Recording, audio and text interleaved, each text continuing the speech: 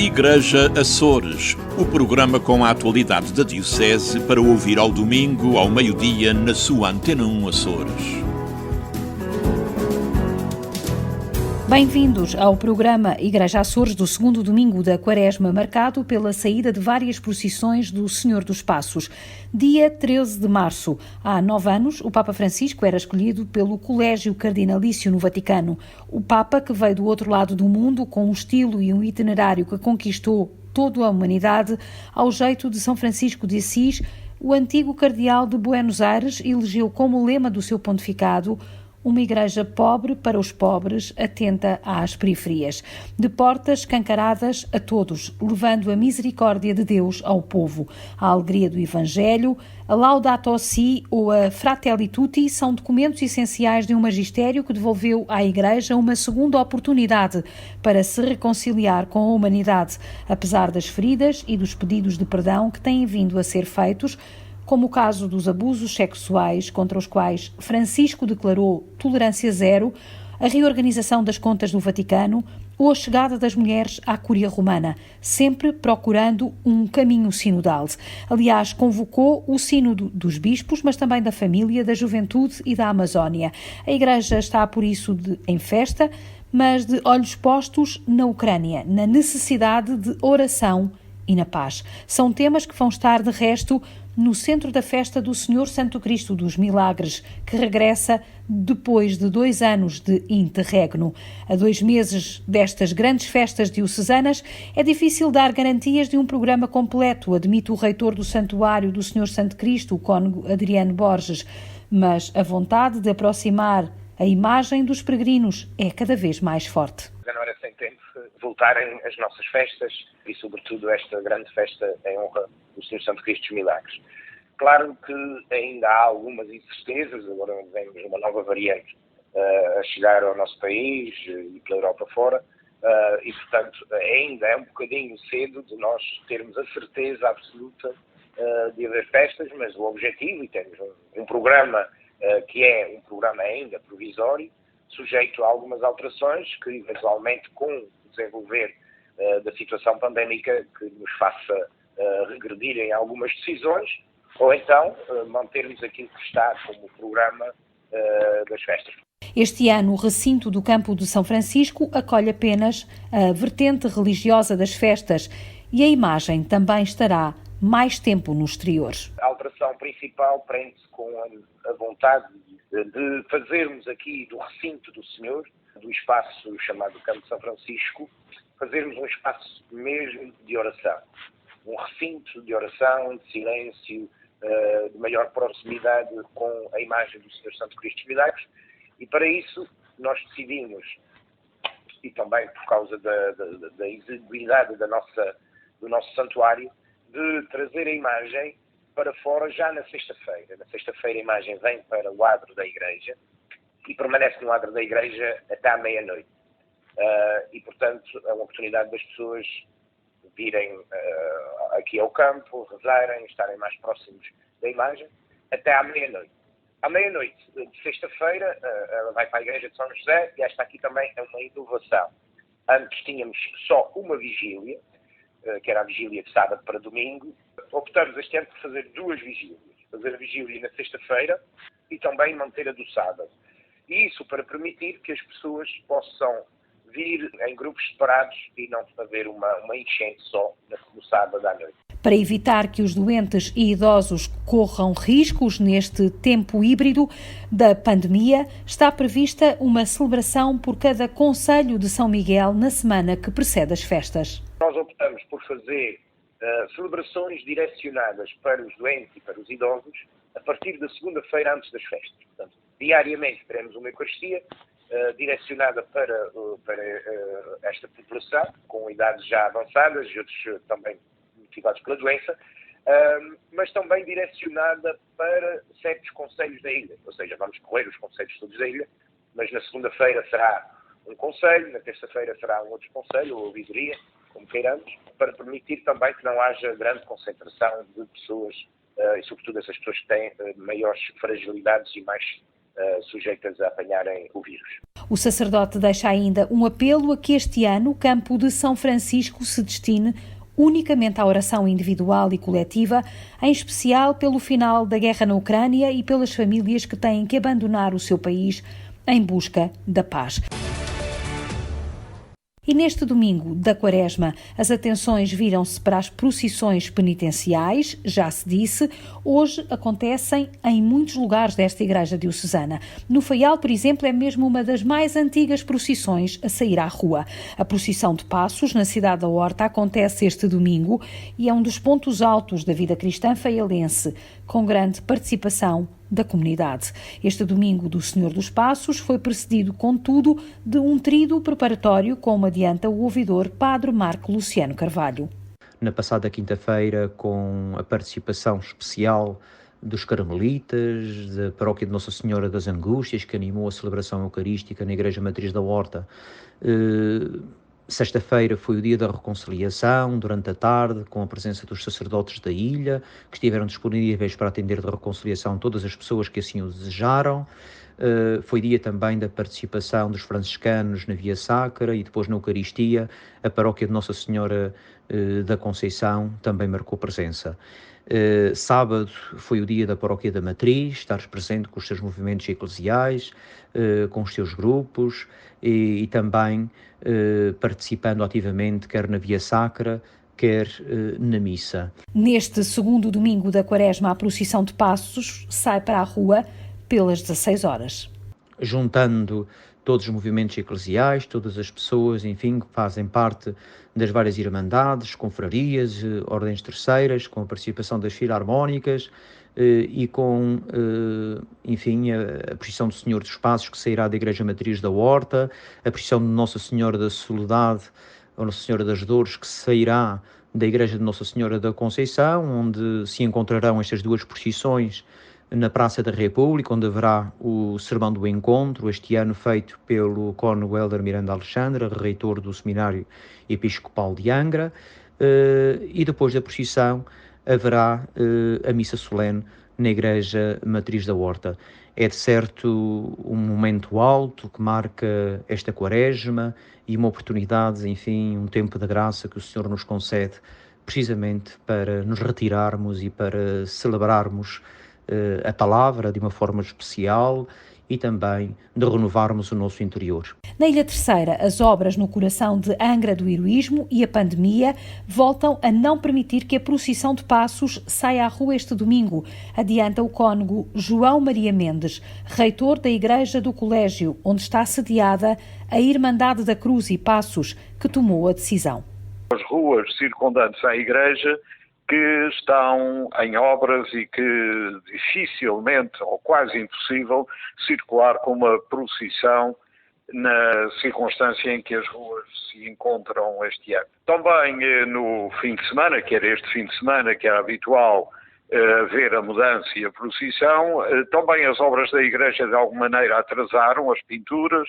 Agora é que se está a ultimar as limpezas da igreja e, portanto, todas estas circunstâncias levaram a que este ano não se vai fazer a procissão. Não há procissão, mas há a reabertura da igreja ao fim de quase 6 anos de obras e sem culto. Na próxima semana, no domingo, será reaberta com uma missa ao meio-dia. Estão sediadas naquela igreja duas instituições multisseculares, a Venerável Ordem Nossa Senhora do Carmo, que tem a sua festa em julho, espero que em julho tudo esteja resolvido, mas também tem a sua sede a Irmandade Santa Cruz e Passos. E é precisamente esta Irmandade que costuma promover todos os anos estas festas quaresmais. Ora bem, em reunião da Irmandade ficou decidido que, não havendo procissão, se faria uma via sacra no sábado à mesma hora da mudança do Senhor dos Passos e no domingo será a reabertura da igreja. Portanto, isto vai acontecer no próximo fim de semana. Isto é, no dia 19, que é no sábado, haverá a via sacra às 8 horas da noite, como era habitual ser essa a hora da mudança do Senhor dos Passos para a Conceição, e no domingo será a reabertura da igreja com uma missa ao meio-dia, domingo dia 20. A Eucaristia de reabertura será presidida pelo administrador diocesano, Hélder Fonseca Mendes, e a Igreja passará a acolher a celebração semanal aos domingos ao meio-dia. A Igreja de Santo Inácio de Loyola, conhecida como a Igreja do Colégio dos Jesuítas, foi alvo de obras prolongadas de reabilitação, da cobertura e de conservação dos elementos decorativos em talha, no altar-mor e nas capelas laterais da igreja. A obra foi suportada pela Direção Regional da Cultura e pela Ordem do Carmo, com protocolos feitos com a DRAC e também com a Câmara Municipal de Angra. Neste segundo domingo da Quaresma, o professor de liturgia no Seminário Episcopal de Angra garante que este é um tempo de intensificar a reflexão e oração individual e comunitária, ao mesmo tempo que somos chamados ao jejum e à caridade fraterna, alerta o padre Jorge Ferreira. A caridade que se expressa sobretudo na esmola como um exercício de libertação do egoísmo. E por isso esta partilha dos bens materiais acaba por ser um gesto que enobrece também a alma humana. Este dar esmola não é apenas dar dinheiro, roupas ou alimentos, é também fazer-se doação e entrega aos outros no serviço de construção da fraternidade, que é a expressão do Evangelho. Em 2022, a Quaresma é vivida de olhos postos numa guerra, o que nos deve apontar para um valor que achávamos assegurado, o da liberdade e da paz. Cada um de nós é chamado também a esta sensibilidade, ou a solidariedade com estes povos, e então cada um de nós é também convidado a refletir sobre o quanto é importante a paz no mundo, a paz nas famílias, a paz na nossa vida, nas nossas comunidades. E viver este tempo de Quaresma como tempo de reflexão é também refletirmos sobre o sentido da vida e o sentido de sermos cristãos e seguidores de Jesus Cristo, que passa também pelo facto de sermos construtores de paz, construtores de pontes, no respeito pela diferença, na atitude do acolhimento daquele que se encontra também ao nosso lado. Por outro lado, do ponto de vista da liturgia, este ano podemos dizer então que os evangelhos, quase todos do evangelista Lucas, reforçam a importância da conversão e a misericórdia de Deus para com o pecador. Este ano, a não ser, a abordagem é os evangelhos, por assim dizer, convidam-nos à conversão, ao revelar a misericórdia de Deus numa Quaresma penitencial. Somos todos convidados à penitência, mas uma penitência que nos leva à verdadeira conversão.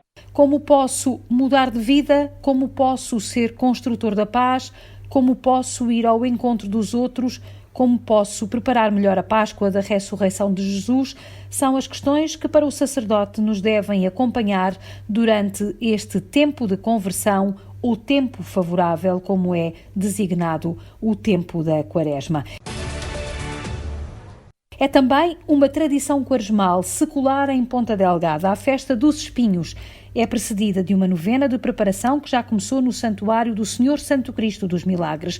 Este ano, sob o tema das mulheres com quem Jesus se encontrou.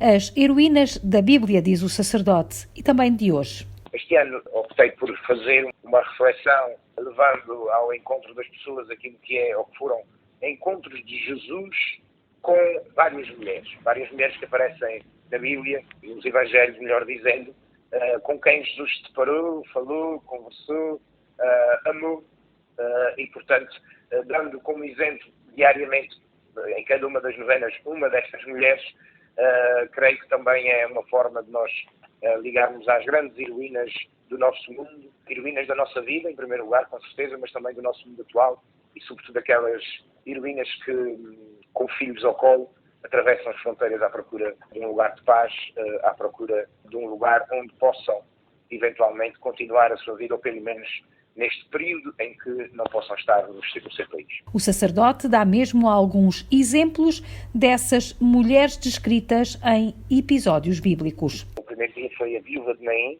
mulher viúva que vai enterrar o seu único filho. E, portanto, este episódio dramático que Jesus intervém e ressuscita o seu filho.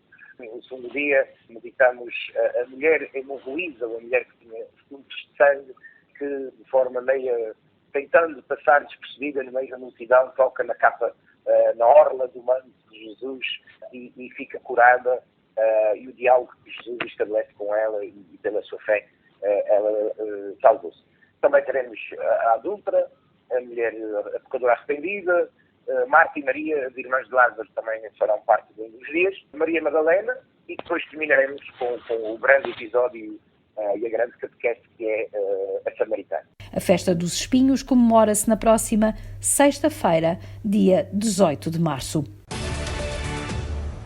A Ouvidoria da Horta está a promover uma série de catequeses quaresmais que arrancaram no passado dia 9 de março em 2 polos da ilha. Salão do Bom Pastor, na Paróquia da Matriz, no coração da cidade, e no Salão do Cristo Rei nos Cedros, adiantou o ouvidor Padre Marco Luciano Carvalho. No passado dia 9 de março refletimos o primeiro tema, a família berço de amor, tendo por base a exortação apostólica pós-sinodal Amoris Laetitia, do Papa Francisco, e refletiu este tema no Salão de Bom Pastor o Padre Paulo Silva, e eu estive com um grupo de pessoas precisamente no Salão de Cristo Rei, na Freguesia dos Cedros. Para a semana, dia 16 de março, vamos ter o tema Juventude, Levanta-te e Caminha. No Salão de Bom Pastor estará o Padre Aurélio Sousa, que é o encarregado pela Pastoral Juvenil na Ilha do Faial, que ainda ontem esteve reunida com cerca de 35 jovens, com o Cónigo Hélder Miranda, Alexandre, no Salão de Bom Pastor, no encontro também preparatório para as Jornadas Mundiais da Juventude. Na Freguesia dos Cedros vai estar na próxima semana o Padre Fábio Carvalho. No dia 23 de março, o tema será a Igreja Pobre com os Pobres, no Salão de Bom Pastor o Padre Paulo Silva e no Salão Cristo Rei nos Cedros o Padre Sérgio Mendonça. No dia 30 de março é a última catequese quaresmal, que terá por título Para uma Igreja Missionária. No Salão de Bom Pastor estará o Padre Bruno Rodrigues e no Centro Pastoral Cristo Rei nos Cedros o Padre Fábio Carvalho. As formações, a cada quarta-feira da Quaresma, são destinadas a todos os agentes da pastoral de olhos postos na caminhada sinodal da Diocese de Angra. E a Cáritas de São Miguel vai reverter todas as angariações de fundos da loja social para as vítimas da guerra na Ucrânia. O valor angariado nos artigos da loja da sede da Cáritas será enviado para as Cáritas dos países fronteiriços que acolhem refugiados da guerra, adiantou ao Igreja Açores Filipe Machado, diretor técnico da Cáritas da Ilha de São Miguel. Não só fortalecer a capacidade de resposta da Cáritas da Ucrânia, e nos países fronteiriços, como o caso da Polónia, da Roménia, da Moldávia e da Eslováquia, como de facilitar o acolhimento a famílias deslocadas em Portugal e, por que não, aqui nos Açores. Naturalmente que a Cáritas de Ilha de São Miguel não podia ficar indiferente a esta ação de âmbito nacional e em articulação com a Cáritas Diocesana dos Açores, aderiu a este movimento de grande solidariedade com o povo ucraniano, contando com a habitual generosidade da população açoriana, neste caso e em específico com a comunidade miquelense.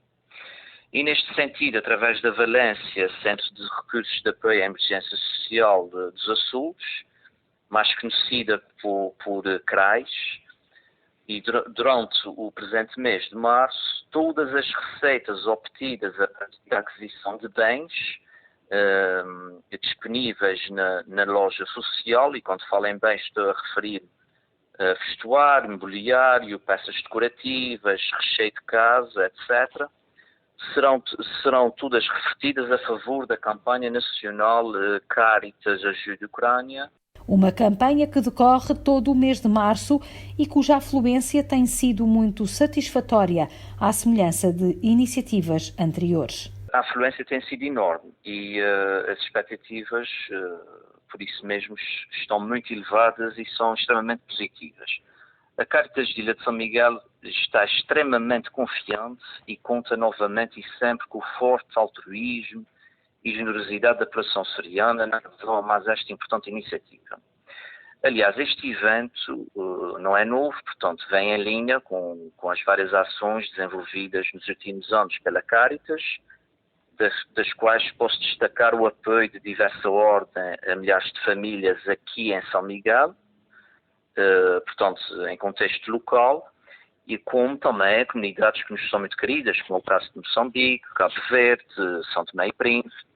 E este ano está traçado o objetivo para a Guiné-Bissau, através da expedição anual de contentores com bens de natureza variada para a ajuda humanitária junto das populações mais desfavorecidas.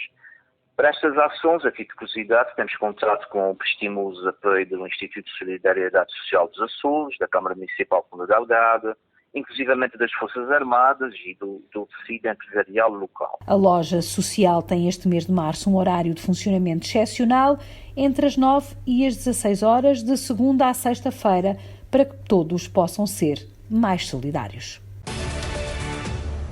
Tempo agora para rumarmos à Ilha das Flores para falar com o ouvidor, Padre Nuno Fidalgo, a quem agradeço ter aceitado este convite. E pergunto-lhe logo, assim, de começo, a partir do ponto mais ocidental da Europa, como é que se está a viver este período de sede vacante e que consciência têm os florentinos da ausência do Bispo? Viva Carmo, caros ouvintes, aqui no ponto mais ocidental da Europa, vive-se estes dias aguardando a chegada de um novo bispo.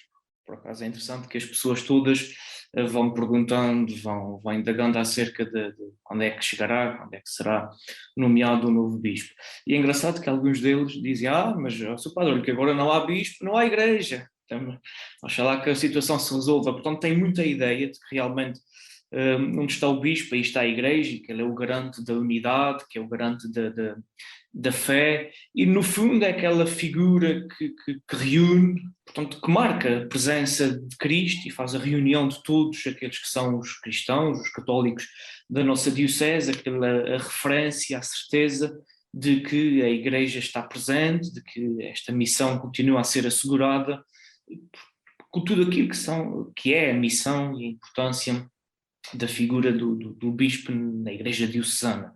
Daí que já haja uma expectativa e vão sempre perguntando e vamos rezando para que em breve nos possa ser enviado um novo bispo. O bispo é também um pai na fé e os sacerdotes mais novos também certamente sentirão essa ausência.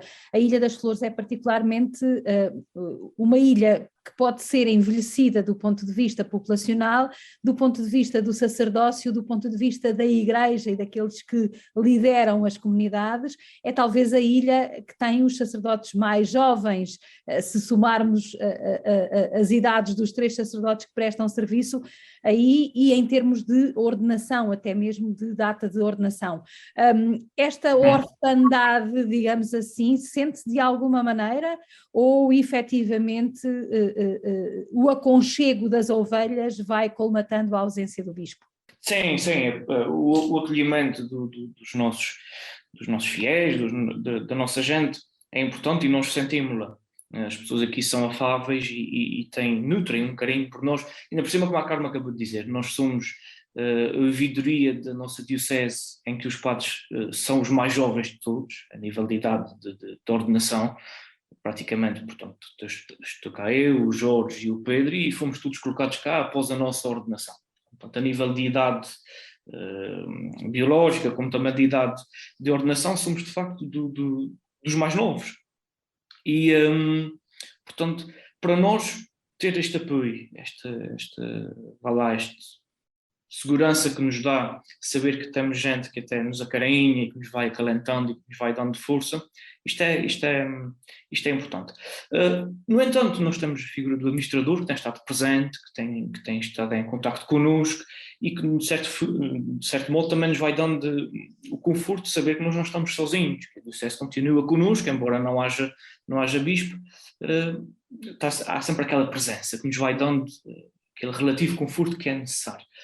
Pronto, sabendo sempre que é o bispo e com tudo aquilo que é como a Carmo acabou de dizer, a paternidade dele e a ligação mais estreita que existe entre a ordenação episcopal e o sacerdotal neste serviço, neste estar em conjunto na mesma missão, é diferente. No entanto, nós vamos fazendo o possível, sabendo que estamos e continuamos presentes no coração da Diocese, digamos assim, sabendo que há este apoio, continua a haver este apoio. A ouvidoria das flores tem especificidades muito próprias, com certeza, como todas as ilhas as têm, mas de qualquer forma a Ilha das Flores, pela sua pequenez, não física, porque é uma ilha grande apesar de tudo, mas em termos de massa humana, é particular. Que problemas é que enfrenta atualmente se tivesse que fazer um diagnóstico da ilha que, digamos assim, lidera em comunhão com os outros dois sacerdotes que aí prestam serviço, o padre Pedro Aguiar e o padre Jorge Sousa? Como é que caracterizaria? Claro, nós essencialmente temos uma dificuldade que acho que é transversal a todas as comunidades da nossa diocese. De facto, a ilha é extremamente envelhecida e debatemos-nos com o problema dos jovens que saem para estudar e que raramente, alguns deles voltam, mas a maioria acaba por ficar de fora. E este problema transversal é o de continuamos com comunidades que participam na Eucaristia sendo de uma faixa etária já mais idosa, e à medida que eles vão morrendo, que vão perdendo as capacidades de se deslocarem, nós vamos vendo que os lugares vão ficando vazios. Olhamos para a igreja e o lugar daquela pessoa em determinado banco acaba por não ser ocupado por outra pessoa. Depois também acontece que temos comunidades extremamente pequenas, muito pequenas. Por exemplo, o caso do Mosteiro, que agora nos últimos censos julgo que ficou com uma população de 20 pessoas ou 19 pessoas, quando efetivamente acaba por pastoral lá naquela comunidade ter que ser extremamente adaptada e não com os setores todos que nós temos, tanto juvenil como familiar, litúrgico, não há ali. Há umas em que não é possível viver a dinâmica da pastoral no seu conjunto, na sua totalidade, com todos os serviços da pastoral. Isto é um desafio grande. Portanto, nós batemos essencialmente com esta questão. Comunidades pequenas, envelhecidas, onde a pastoral não pode ser aquela dita pastoral que nós estamos acostumados, organizada nos seus vários setores, nos vários carismas, nas várias missões, e vamos tendo que ir adaptando às circunstâncias. Isso naturalmente também interfere, por exemplo, na pastoral do apostolado, nomeadamente com os movimentos. Sim, exatamente, porque essencialmente neste, onde a participação das pessoas é mais ativa, é mais presente, não há uma grande expressão a nível numérica, digamos assim. Mas pronto, temos que ir fazendo aí algumas nuances, juntando, e aqui trabalhamos muito nesta perspectiva intercomunitária, de uma unidade pastoral, mas também nem sempre é fácil, porque depois reunir esta gente toda implica às vezes meios que nós não conseguimos para juntar as pessoas todas. Muitas delas acabam por não ter transporte. Estas freguesias são ainda muito rurais, e para juntá-los todos com as dinâmicas, vamos lá ver, se calhar mensal, como era esperado, nem sempre é muito, muito fácil, porque implica uma gestão, um timing, como a Carmo acabou de dizer, a ilha ainda geograficamente é grande, ainda há distâncias consideráveis entre as comunidades, e fazer com que se marque com a mesma frequência, com o mesmo hábito, todas as pastorais como seria desejável, nem sempre é possível. Uhum. É muito curioso porque a Ilha das Flores tem 11 paróquias e um curado, corrija-me se eu estou errada, e é talvez a primeira ilha a fazer uma administração insólida, ou seja, em que nenhum dos sacerdotes ao serviço é pároco apenas de uma só paróquia e, portanto, fazem uma pastoral de unidade, e isto já vem de trás, portanto, já passaram 3 ouvidores antes do padre Nuno Fidalgo, onde esta experiência, digamos assim, foi desenvolvida de uma forma mais efetiva. Para quem nos ouve, se calhar não tem este conhecimento e, portanto, também é bom fazer este reparo.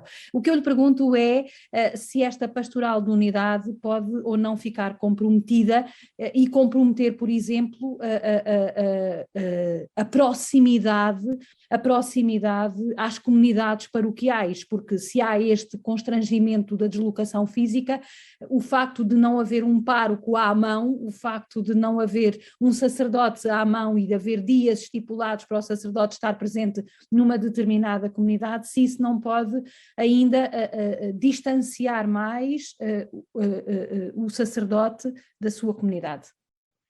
Sim, acontece e é um facto. Nós passamos todas as semanas em todas as comunidades, tanto durante a semana como ao fim de semana, mas é como a Carmen acabou de dizer, não há presença física diária do pároco. Nós, vivemos os 3 em Santa Cruz e é por aqui que nós fazemos o dia a dia, embora ao fim do dia passemos nas comunidades, mas há sempre aquela ausência do pároco, se bem que penso que esta questão fica um pouco mais dirimida em algumas pessoas da comunidade que se deslocam muito a Santa Cruz e que passam por aqui no cartório, nem que seja para dizer bom dia, boa tarde, sabem que nós estamos por aqui e que acabam por colmatar esta necessidade, esta falta, mas no cômputo geral sim, acho que fica a dever esta presença e esta proximidade, porque eles depois também dizem, e não é o senhor padre, são os senhores padres. Depois nós temos a pastoral também dividida, os setores da pastoral dividida entre nós, e no dia em que nós passamos lá, mas eu precisava mesmo falar com o outro que tem esta pastoral, e portanto, não é que o outro não consiga tratar do assunto, digamos assim, mas há coisas que depois combinamos mais estritamente com as pessoas, com os grupos que dinamizam a pastoral nas comunidades, e que às vezes eu não sei responder à necessidade que a pessoa vai ter comigo, porque foi o Padre Pedro que combinou uma determinada coisa. Portanto, a Carmen está a entender. Sim. As linhas gerais são orientadas por nós os 3. Depois, o particular, digamos, a gestão do dia a dia, vai sendo feita em contacto com o próprio pároco, e isto aí acaba às vezes por ser impossível, digamos assim, não ser o padre, o pároco, que lá está sempre, todos os dias. Um rosto, claro. Sim, esta pandemia veio também introduzir aqui nuances muito significativas, ou pôr a nu, se calhar, algumas fragilidades que já existiam, mas que se acentuaram. De que forma é que a pandemia foi vivida pela Igreja Florentina e que mazelas é que vai deixar para o futuro? Carmen, ficou-nos a sensação, pelo menos a mim, que a pandemia serviu um pouco como uma purga, digamos assim. Veio um joeirar em que penso que as pessoas, com o interregno das celebrações, da liturgia, acabaram por se situar, se balizar, e vimos que algumas efetivamente acabaram por não regressar, ou já regressam muito mais esporadicamente, já não com a frequência que o faziam. Trouxe-nos esse problema. Se já efetivamente tínhamos comunidades envelhecidas, acabou por ainda ficar um pouco mais demarcado a falta de presença de alguns, que depois dizem, nós acabamos por nos desabituar, e isto é uma coisa de hábitos, a missa é um hábito. No entanto, as pastorais e quem faz parte dos grupos de pastoral continuam a trabalhar. Portanto, vejo isto a nível da participação na Eucaristia, nomeadamente, e também a nível da catequese. Nós, essencialmente nos grandes tempos do Advento, Natal, Quaresma e Páscoa, fazíamos e continuamos a fazer caminhada com um tema e dinâmicas na Eucaristia, e essencialmente fazíamos com que as catequeses todas estivessem presentes e que fossem elas a dinamizar com as atividades. Isto aconteceu relativamente bem até à pandemia. Agora tem sido muito, muito difícil, tanto que agora já nesta Quaresma e nesta Páscoa, a dinâmica que nós temos já preparada, teve que ser alterada no sentido em algumas dinâmicas, porque precisamente vimos que houve uma grande debandada da parte dos jovens, das crianças, dos rapazes e raparigas da catequese. Acho que essencialmente marcou-nos isso. Depois, um dos medos que nós também temos é agora retomar as festas, as festividades, realmente estamos apreensivos em relação a isso, naquilo que diz respeito à parte profana também. Porque nós achamos que houve este tempo em que se parou, e agora, no outro dia falava nisso com uma das comissões fabriqueiras, comissões de assuntos económicos, eu estava a dizer, nós estamos preocupados, porque entretanto também as pessoas em 2 anos já envelheceram, e esta paragem se calhar fez com que eles também agora esfriassem um pouco e já não têm aquela mesma vontade que tinham antes. Pronto, e se passaram sem a festa durante 2 anos, também podem passar mais e atrás dessa conversa vem a tal desmobilização. Sim. Portanto, a pandemia também teve um impacto bastante grande na vivência da religiosidade popular. Sim, neste sentido. Essencialmente, Eucaristia e catequese. Eucaristia e catequese. Os movimentos, pastoral familiar, pastoral juvenil, nós vamos ainda continuando a trabalhar, aí não há problema. Depois, a resposta às propostas que nós lançamos, às vezes não são as que esperávamos a nível quantitativo, vá lá, devido a este interregno que houve e este esfriamento que daí veio. Portanto, a caminhada sinodal acaba por ficar muito comprometida. Sim. Sim. Como é que a ilha se tem posicionado relativamente a este assunto, a este desafio colocado pela Diocese há 3 anos e também agora colocado pela Igreja de Roma? Nós temos trabalhado neste sentido do perceber, trabalhar a questão da comunhão, ainda por cima nesta unidade pastoral que nós somos, em que há que haver uma comunhão muito concreta daquilo que é a comunhão da Igreja, a vivência da comunhão, estamos tratados nesse sentido. A participação e missão, temos, e há a ideia da parte das pessoas realmente de que a Igreja tem que ser mais participada por parte dos leigos, e tem que haver uma abertura, que eles tenham um papel fundamental e que as coisas aconteçam também, em grande parte, por eles. E nós, equipa, tínhamos, já com o Padre Eurico, tínhamos tentado passar a ideia de que o padre não é a síntese dos ministérios, nós não temos que fazer tudo e não temos que ser, digamos, os fazedores de tudo, mas sim o Ministério da Síntese, onde nós organizamos, onde nós orientamos, mas também dar a eles a capacidade de se organizarem, de se mobilizarem, serem eles os protagonistas, terem em primeira mão as ideias, avançar com elas, e acontece aqui numa outra comunidade europeia de nós, olha, nós tínhamos essa ideia, vamos fazê-la, vamos embora, e portanto nós temos esta sinodalidade, temos a trabalhar neste sentido, perceber e fazer-lhes perceber que é uma coisa que não estava bem enraizada, e penso que a pouco e pouco vai ficando, que eles também são a Igreja, e temos debatido muito nisso. A Igreja não é o padre, a Igreja não é a estrutura, e digo imensas vezes, não é o bispo, não são os cardeais, são juntamente com todos os fiéis. E a participação de todos é importante, porque a Igreja realmente é esta congregação de toda a gente. E pronto, e é esse trabalho que temos feito neste sentido, esta sinodalidade feita nesta comunhão, que tem que começar e começa cá, na comunhão de comunidades, esta participação ativa deles. E depois inserida nesta missão evangélica que tem que ser assumida por todos, vivida por todos. Estamos na reta final, Padre Nuno Fidalgo, não temos muito mais tempo. Pedia-lhe só que me identificasse um desafio que gostaria de ver concluído até ao final deste ano pastoral e que pudesse ser correspondido pelo tal povo de Deus, pelas pedras vivas que são os florentinos que constroem a igreja? Bem, a nível de desafio assim concreto, o que nós temos é criar uma pastoral familiar onde nós possamos efetivamente trabalhar a questão de, por exemplo, equipas de Nossa Senhora, o o ter lugar para os recasados e para aqueles que vivem só em união de facto. É o trabalho que nós estamos a tentar ver se acontece, que haja percepção desta necessidade e que eles também estejam inseridos na comunidade, participem nela, se achem uma mais-valia e não alguém que está fora das regras, que está posta de parte.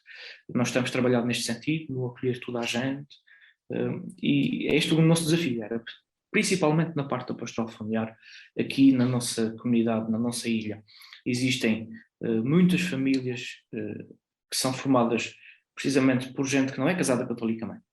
Já vivem em segundas núpcias, alguns somente em união de facto, que no entanto são pessoas válidas, são pessoas que até participam, são pessoas que têm a capacidade de ajudar, que estão disponíveis, e gostaríamos, e é este um dos pontos que nós queremos tratar na pastoral familiar, o lugar desta gente, a participação desta gente, fazê-los sentir que também são igrejas. Acho que este é o maior desafio, porque eles estão nas periferias, digamos assim, muitas vezes não são valorizados e são postos de parte ou não são aproveitados, e nós queremos fazer o trabalho de os integrar na comunidade.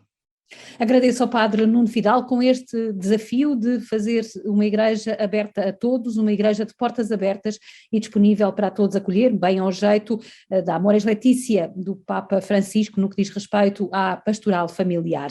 Ele é o ouvidor das flores, onde existem 3 sacerdotes, todos novos, que servem juntamente com um diácono permanente, 11 paróquias e um curato. É o ponto mais ocidental da Europa e uma das paisagens mais exuberantes do arquipélago dos Açores. Esta semana ficámos igualmente a saber que o Núncio Apostólico da Santa Sé em Lisboa, Dom Ivo Scapolo, presidirá às celebrações da Semana Santa, nomeadamente à Missa Crismal na Sé, em Angra, e depois ao Tríduo Pascal e à Missa de Páscoa. Visitará ainda São Miguel, onde se encontrará com religiosos e instituições da Igreja Açoriana. Termina aqui o programa Igreja Açores, do segundo domingo da Quaresma, em que a liturgia nos convida a refletir sobre a nossa transfiguração, que é, como quem diz, a nossa conversão à vida nova de Deus, a partir de um itinerário crente, assente na confiança, na liberdade e na entrega. Até para a semana. Igreja Açores, o programa com a atualidade da Diocese para ouvir ao domingo, ao meio-dia, na sua Antena 1 Açores.